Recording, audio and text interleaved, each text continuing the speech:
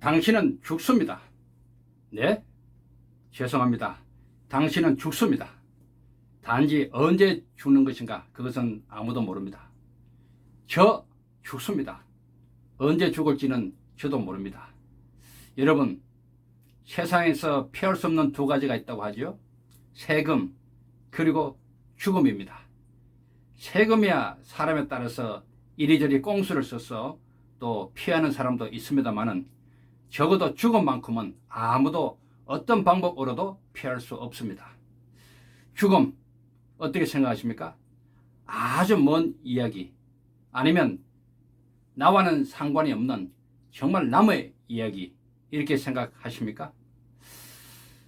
캐톨릭 사제들을 위한 묘지, 그 공동묘지 입구에 이런 글이 적혀 있다고 합니다.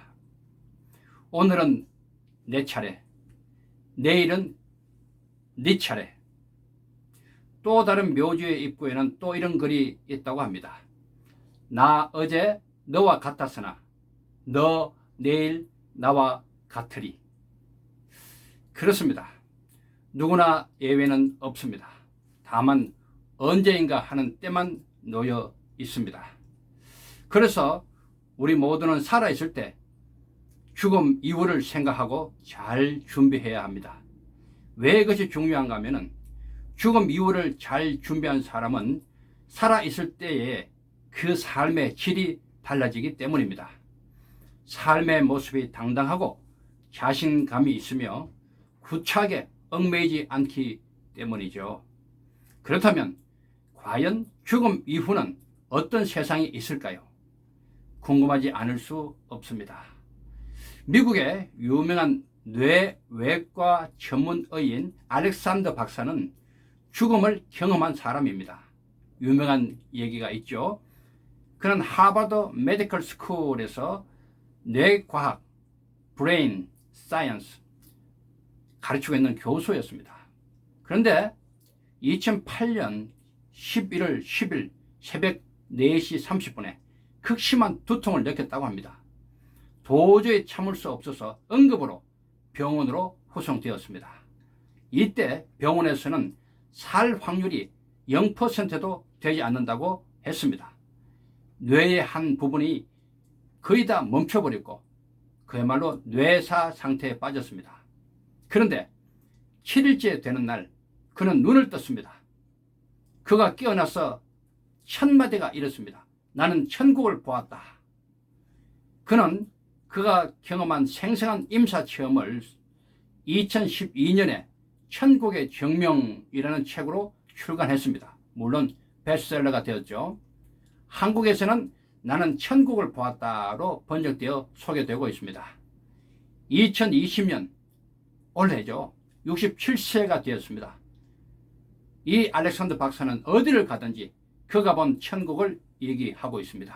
그리고 삶의 태도가 완전히 바뀌었다고 스스로 말하고 있습니다. 또 한 사람을 소개합니다. 이번에는 한국 사람입니다. 이분은 나이가 83이었습니다. 나이답지 않게 아주 건강했습니다. 그런데 어느 날 갑자기 호흡이 곤란해지면서 급하게 병원으로 후송하게 되었습니다.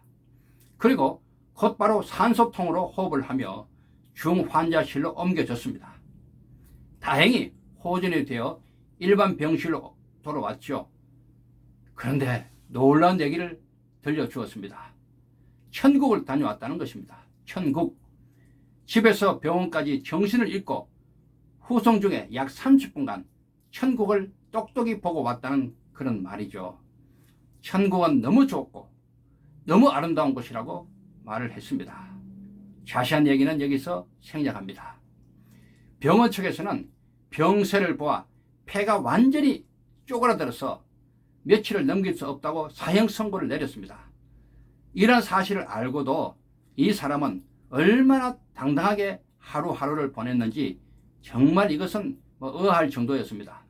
매일 깨끗하게 면도를 했고요. 자주 거울을 보면서 얼굴도 가꾸었습니다. 비록 코에는 호스를 끼고 심전도 기계를 비롯한 여러 복잡한 장치를 몸에 달고 있었지만 항상 밝은 얼굴을 유지했습니다. 그리고 아내와 자녀들에게 걱정하지 마라. 천국은 확실히 있다. 내가 먼저 갈 테니 천천히 잘 있다가 오너라. 마치 옆집으로 살짝 이사가는 사람처럼 담담하게 그리고 밝게 얘기를 했습니다. 아무리 천국을 받고 이미 죽음을 넘어선 사람이라고 하지만 도저히 믿기 어려운 당당함이었습니다. 그리고 새해를 맞이하는 셋째 날 새벽에 아주 편안한 모습으로 이 땅을 떠났습니다. 그 사람은 바로 저의 장인 어른이십니다. 목사님이셨고요. 저는 이 장인 어른을 생각할 때마다 참 감사하다는 생각을 합니다. 비록 자녀들에게는 돈 한 푼도 남겨주신 것이 없습니다. 그러나 최고의 믿음의 유산을 남겨주셨습니다. 이분이 세상을 떠나기 직전에 남긴 실제 영상을 잠깐 보시겠습니다. 하나님의 복으로 어떤 현실, 고통도 이기면서 나 스스로가 이런 게 낫는 것만 보이다 기준을 두지 말라. 이 상황에서 세상에 살면서 우리는 무엇을 남기고 갈 것인가? 장인 어른은 자신의 몸을 기증하셨습니다. 비록 우리는 거창한 무엇을 남기지 못할지라도 아주 작은 것이라도 무언가 세상에 의미 있는 것을 남기는 삶이 되면 참 좋겠다는 생각을 하게 됩니다. 죽음 이후를 생각하면 나아가 천국이 확실히 있다고 믿는다고 한다면 우리는 이 땅에서의 삶이 어떻게 달라질까요?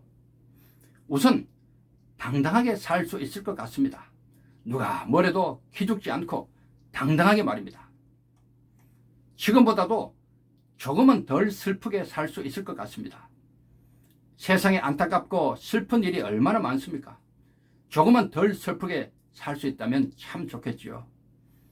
지금보다도 덜 미워하고 덜 시기 질투하면서 살 수 있을 것 같습니다. 아무리 돈이 많아도 아무리 대단한 권력을 가졌더라도 결국은 다 죽게 되니까 말입니다. 무슨 소용이 있겠습니까? 지금보다도 덜 욕심 부리고 조금 더 내려놓고 살 수 있을 것 같습니다. 지금보다도 덜 나쁜 짓 하고 사람들에게 손가락질 당하는 일을 하지 않을 것 같습니다. 무엇보다도 지금보다도 더 가족을 사랑하고 더 잘 해주면서 살 수 있을 것 같습니다. 가장 현명한 사람은 살아있을 때 죽음 이후를 생각하는 사람입니다. 한치 앞을 내다볼 수 없는 인생입니다. 성경에 보면 이런 말이 있습니다.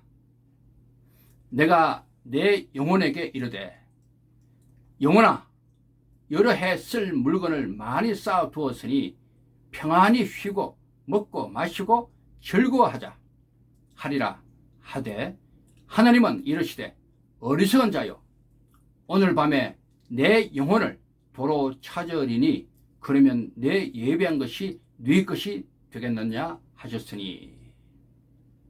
그렇습니다. 알 수 없습니다.